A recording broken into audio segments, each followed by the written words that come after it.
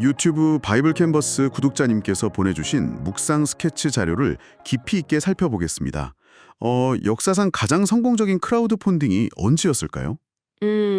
보통은 목표액을 100% 달성하면 대성공이라고들 평가하죠. 그렇죠. 그런데 목표액을 달성한 걸 넘어서 주최 측이 제발 돈 좀 그만 내라고 막 화를 낼 정도였던 프로젝트가 있었습니다. 오, 진짜요? 그게 언제 있었던 일인가요? 놀랍게도 그 기막힌 사건이 수천 년 전 아주 척박한 광야 한가운데서 일어났습니다.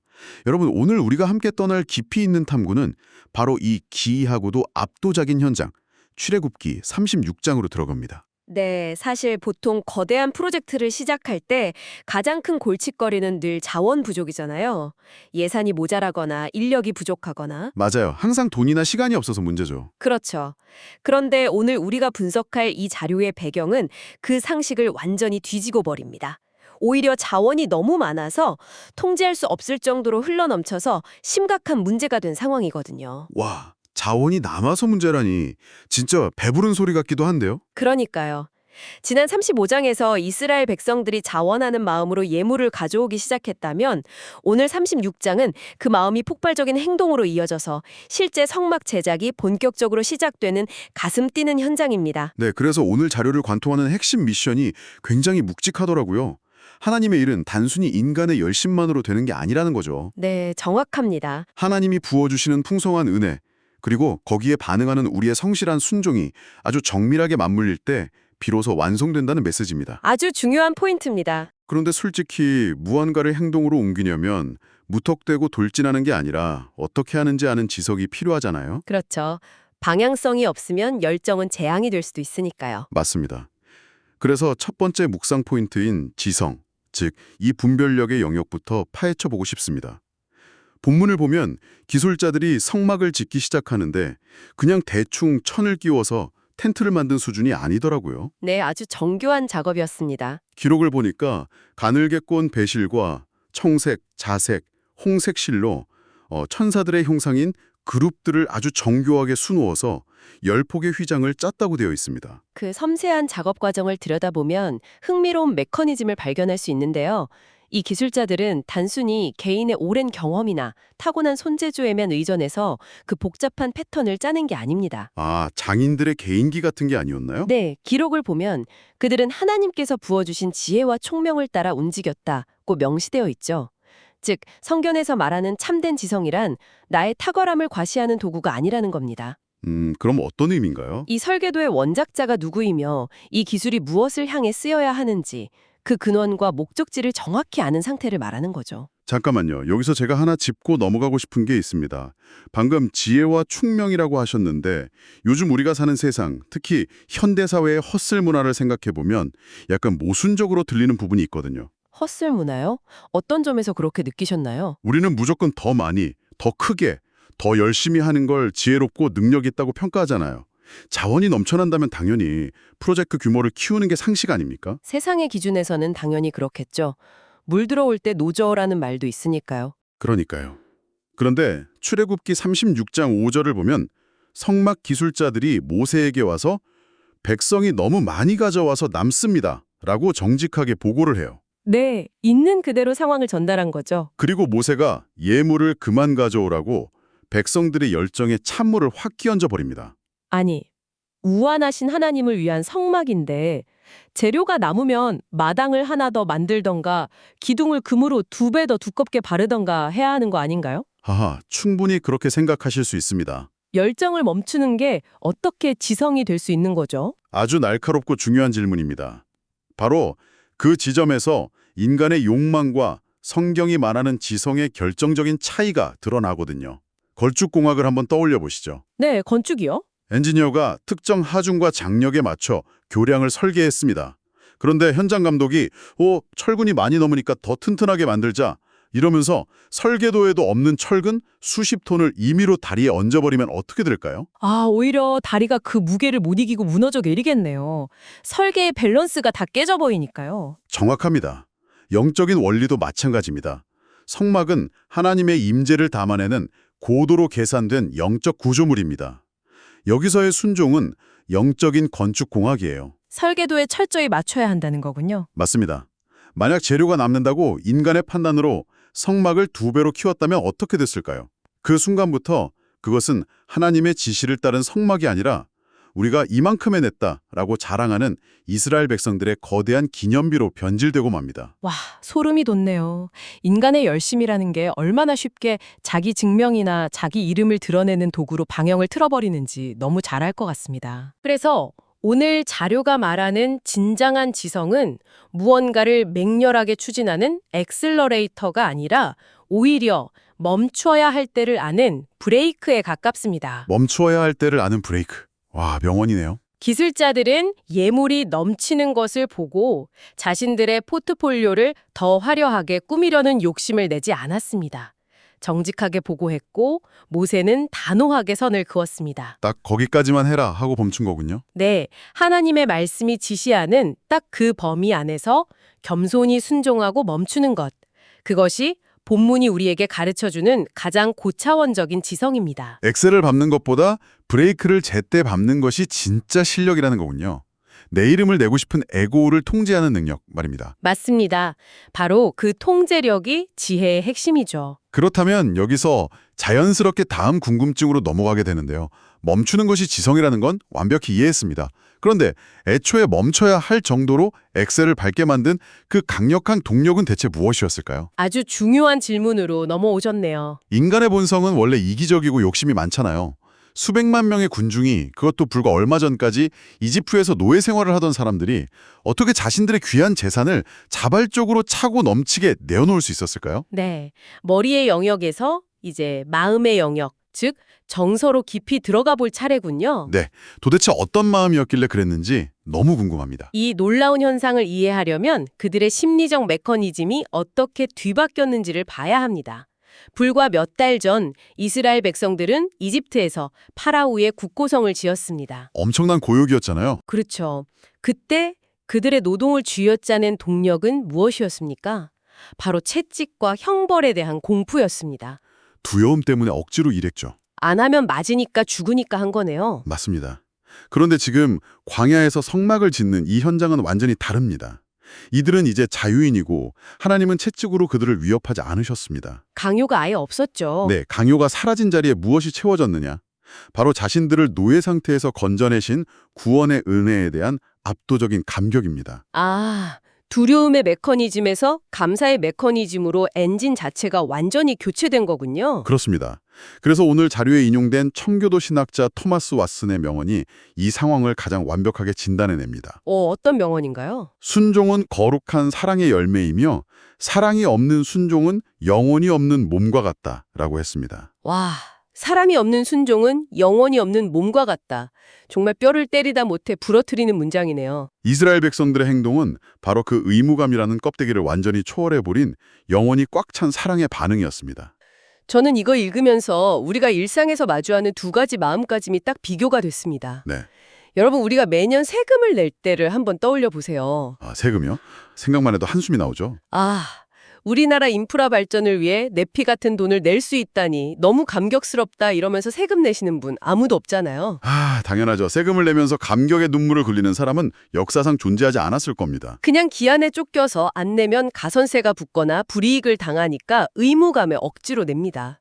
그게 바로 영혼이 없는 몸 같은 순종의 모습일 거예요. 아주 적절한 비유네요. 반면에 우리가 누군가와 깊이 사랑에 빠졌다고 가정해 봅시다. 사랑하는 연인을 위해 서프라이즈 선물을 준비할 때는 누가 시키지 않아도 내 시간, 내 돈, 내 에너지를 아낌없이 쏟아붓습니다. 네, 아깝다는 생각이 전혀 안 들죠. 그러고도 내가 더해줄 수 있는 게 없을까? 이거 가지고 부족한데 하면서 막 안달이 나잖아요. 출애굽기 36장의 백성들이 보여준 정서가 정확히 이거였던 겁니다. 마치 사랑에 단단히 빠진 사람처럼요. 아주 훌륭한 비유입니다. 이스라엘 백성들은 국가에 세금을 납부한 것이 아니라 연인에게 사랑을 고백하고 있었던 겁니다. 와, 세금이 아니라 사랑 고백이었다. 멋진 표현이네요. 우리가 주님을 위해 드리는 시간, 봉사, 일상의 수고가 어떻게 억지나 인색함을 넘어 풍성함에 이를 수 있을까요?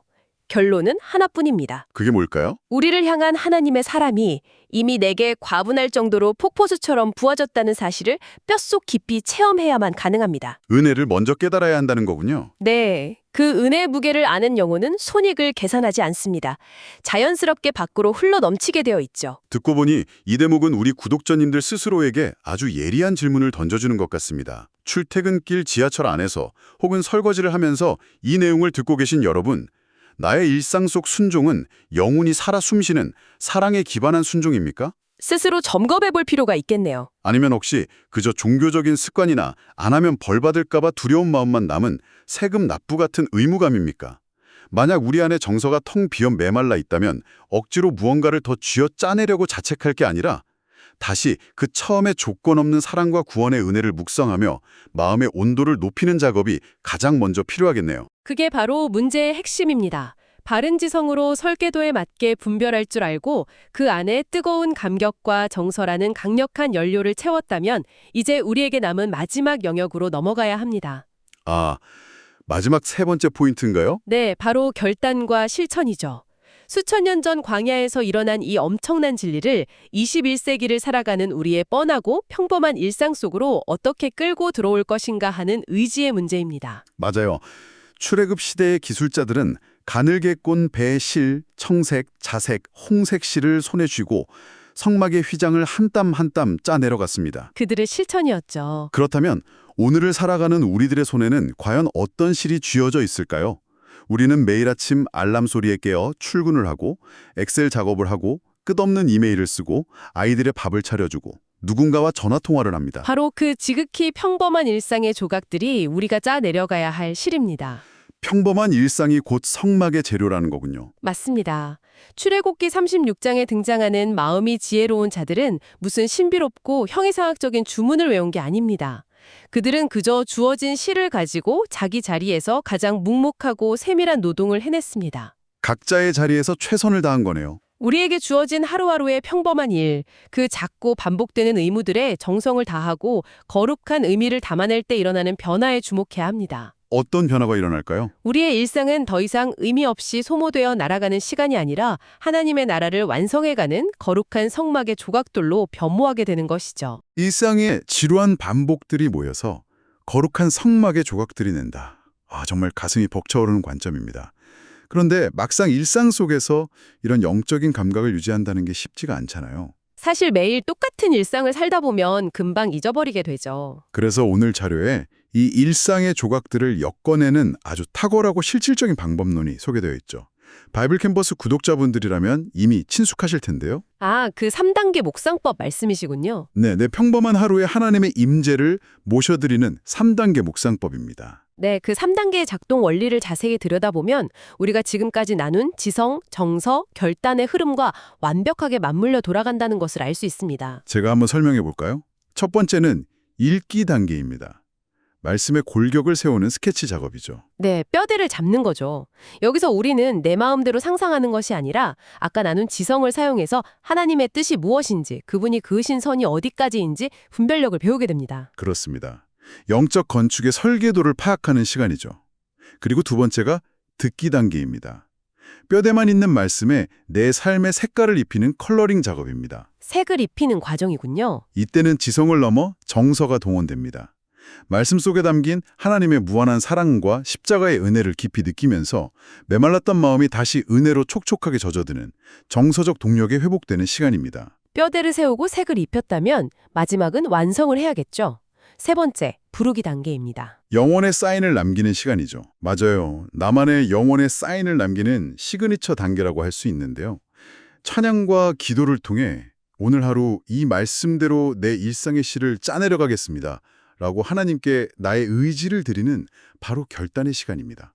이렇게 읽고 듣고 부르는 3단계의 묵상을 일상에서 거듭할 때 우리의 하루는 그 자체로 하나님이 거하시는 텐트, 즉 성막으로 지어져 갑니다. 일상이 성막이 된다니 참 놀라운 신비네요. 그리고 이런 개인의 작은 순종과 결단들이 시줄과 날줄처럼 엮이고 모일 때 그것은 나 개인의 영적 성장을 훌쩍 뛰어넘게 됩니다. 공동체로 퍼져나가는 건가요? 네, 우리가 속한 가정, 일터, 교회의 유익으로 확장되며 궁극적으로는 하나님의 거대한 영광을 세상에 드러내는 통로가 되는 것이죠. 그 과정을 묵묵히 걷는 청취자 여러분의 영혼 깊은 곳에는 세상이 결코 흔들 수 없는 하늘의 평강이 단단하게 뿌리내리게 될 것입니다. 정말 기대가 됩니다. 그리고 조금 덧붙이자면 우리 구독자님들이 각자의 일상 속에서 이렇게 말씀으로 지성, 정서, 결단을 세워갈 수 있도록 돕는 디지털 공간이 바로 바이블 캔버스잖아요. 네, 훌륭한 영적 플랫폼이죠. 수천 년 전 이스라엘 백성들이 물리적인 성막을 짓기 위해 기쁜 마음으로 재료를 가져왔던 것처럼 오늘날 이 영적인 묵상 콘텐츠를 제작하는데 함께 마음을 모아주시는 분들이 계십니다. 카카오페이 등을 통한 후원으로 이 보이지 않는 디지털 성막을 짓는데 동역해 주시는 모든 분들께 이 시간을 빌려 정말 깊고 따뜻한 감사의 마음을 전합니다. 정말 귀한 동역자분들이시네요. 억지로 짜낸 것이 아니라 자발적인 기쁨으로 이 사역에 동참하시는 여러분의 모습이야말로 오늘 우리가 나눈 출애굽기 36장의 살아있는 현대판 재현이 아닐까 싶습니다. 전적으로 동의합니다. 형태는 수천 년 전 텐트에서 지금의 디지털 콘텐츠로 바뀌었을지 몰라도 하나님의 일이 완성되는 메커니즘은 동일하니까요. 은혜와 순종의 만남 말이죠. 네, 언제나 넘치는 은혜에 반응하는 사람들의 성실한 순종, 그리고 그 순종들이 모이는 연대를 통해 하나님의 역사는 전진해 왔습니다. 자, 벌써 시간이 이렇게 됐네요. 오늘 우리가 깊이 있게 탐구한 내용을 한번 쭉 짚어보겠습니다. 우리는 무조건 맹렬하게 달리고 규모를 키우는 것이 능사가 아니라 철저히 하나님의 설계도 안에서 멈출 줄 아는 분별력, 즉 고차원적인 지성에 대해 살펴봤습니다. 그리고 그렇게 철저히 순종할 수 있었던 동력은 두려움이나 의무감이 아니라 과분하게 부어진 하나님의 구원과 사랑에 기쁨으로 반응하는 자발적인 정서였음을 확인했죠. 마지막으로 이 놀라운 진리를 멀리 두는 것이 아니라 내게 주어진 뻔하고 평범한 일상의 조각들을 묵상이라는 도구를 통해 거룩한 성막의 휘장으로 엮어내는 구체적인 결단까지 나누었습니다. 오늘 탐구는 지식의 확장을 넘어 어떻게 살 것인가에 대한 묵직한 도전장이 된 것 같습니다. 네, 그렇기 때문에 오늘 이 시간을 그냥 훈훈하게 끝맺고 싶지가 않습니다. 우리는 오늘 넘치게 헌신한 사람들의 아름다운 이야기에 집중했습니다. 하지만 마지막으로 이 상황의 이면을 뒤집어보는 도발적인 질문을 하나 던지고 싶습니다. 이면을 뒤집어 본다고요? 어떤 질문이죠? 모세가 예물을 그만 가져오라고 선포했을 때 그 현장에 미처 예물을 내지 못하고 줄을 서서 기다리던 사람들의 마음은 어땠을까요? 나도 하나님을 너무 사랑해서 내 가장 귀한 보석과 실을 막 밤새워 준비해 달려왔는데 네, 그런데 눈앞에서 이제 필요 없습니다. 충분합니다. 라며 거절당한 겁니다.